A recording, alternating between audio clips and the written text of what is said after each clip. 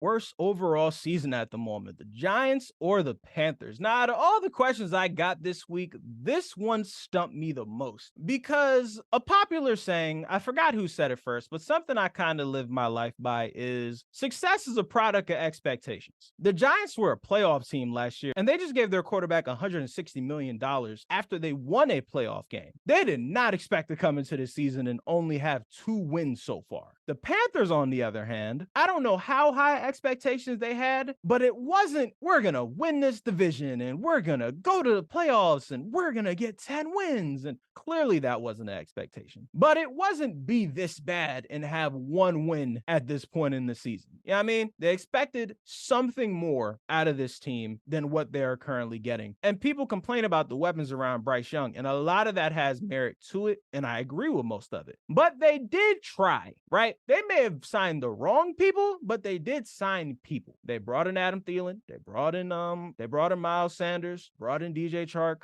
They tried. They just drafted an offensive lineman last year. Hasn't worked out that great so far, but they did attempt to do right by Bryce Young. It just hasn't worked out. They do have a coaching staff full of quarterback development people, but it backfired on them because every report coming out of there is it's too many chefs in the kitchen. It's too many dueling voices. It's too much going on. There's a question later on, I'm going to step on it a little bit, of what 3 coaches need to get fired next. I'm paraphrasing. Frank Wright is definitely on that list, and probably the whole staff, because this current iteration is simply not working. And that's where the Giants get the one up in this, because at bare minimum, you know you got the coach. Brian Daboll took Daniel Jones to the playoffs. Think about how crazy that sounds. Like in 5 years, when Daniel Jones is either playing in Canada or a perennial backup, we are going to look at that season and be like, yo, Brian Daboll might be the GOAT. How did he manage to take Daniel Jones to the playoffs and win a game and somehow convince the Mara family that that man was worth 160 M's? Somehow, some way he was able to pull that off. But when it comes to the worst season, I'm gonna have to go with the more hopeless side. Because if you're the Giants, like I said, you got your coach, and at bare minimum, if your season goes to complete shit, let's say they don't win another game, they end their season 2-15, they get the number 1 or number 2 pick, you either draft Caleb Williams or Drake May, cut bait with Daniel Jones and keep it pushing, or you trade that 1 or 2 pick, get a king's ransom, and be able to build around that quarterback. It's a win-win situation. If you're the Panthers and this season goes to shit, you don't have your first round pick. You have, I don't even think they have their second round pick this year. You have nothing to show for your bad season. The whole coaching staff is going to get fired, and you are going to start back from square one with your quarterback. Now, the only time in the history of the NFL that is ever, well, 2 times. There's 2 times in the history of the NFL that has ever worked out. Jared Goff, Trevor Lawrence. That's all. Those are the only times that when the coaching staff from a quarterback's rookie year got fired and they brought in a new one, it actually worked. Everyone else, 104-year history of the NFL, failure every single time. So I have to go with the Panthers are overall having the worst season so far. Thank you.